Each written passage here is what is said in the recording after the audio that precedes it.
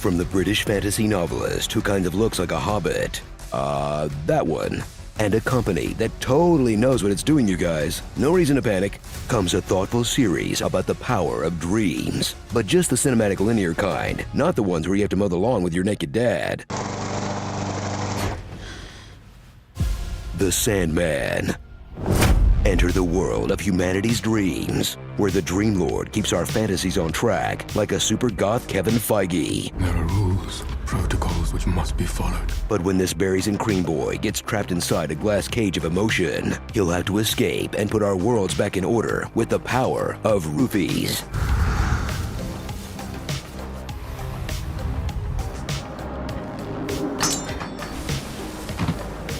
What did you do to me? In this relatable fantasy where the real nightmare is having to catch up on work while you're out of the office. Oh gods, I can't deal with this mess right now. Do you know how many dream mails I have in my inbox?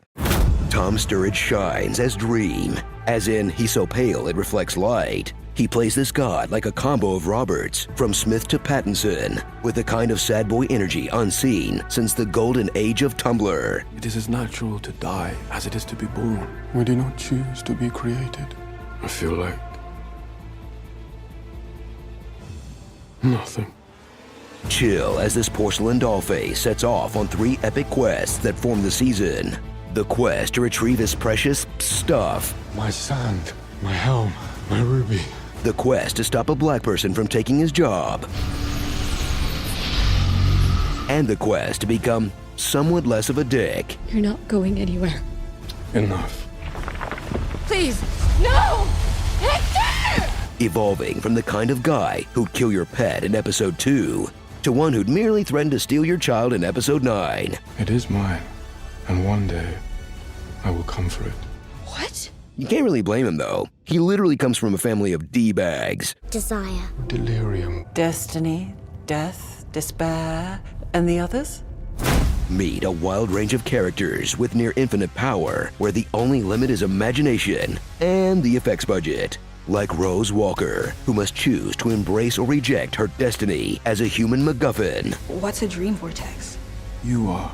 Her group home, who's so warm and accepting, they have shockingly few questions when one of them gets raw-dogged by a ghost. We're taking good care of her, Rose. Matthew, who is either Patton Oswalt not bothering to change his voice at all, At your service, Rose. or Patton Oswalt admitting he naturally sounds like a talking bird. But I don't get a sense that you're listening, so it. Let's go to hell.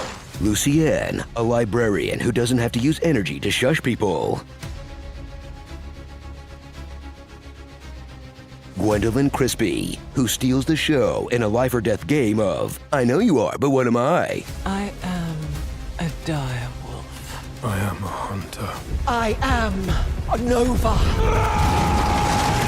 Well, I am a Nova times infinity. Nah. David Thewlis, who proves if you want a skinny twerp to be hiding ultimate powers, you call David Thewlis. And the Corinthian, an American nightmare whose peepers are no worse than Steve Buscemi's. But his presence really highlights how English our collective unconscious is. Chesterton, do you read? I have tea. I have tea and biscuits. Should be amusing, if nothing else. Oh, I can't believe it. They even colonise the imaginary world, eh? Absolute legends, Nuff. So while the tech companies race to throw their money at expensive genre projects, and HBO takes their content out for a nice drive, Netflix is hanging in there, baby, with a faithful $160 million adaptation of one of the greatest comics ever. And it's actually pretty good. See, this is what happens when creators own their own characters. You know DC would have given it to David Ayer and Jared Leto in 2008. Starring Morris Leap, Walker, Vortex Ranger, A Chew to a Kill, Patton Oswalt, Alfred, Inferno Wild Wings, Hocus, oh my god! This is Halloween, Spirit Halloween. I want you to haunt me.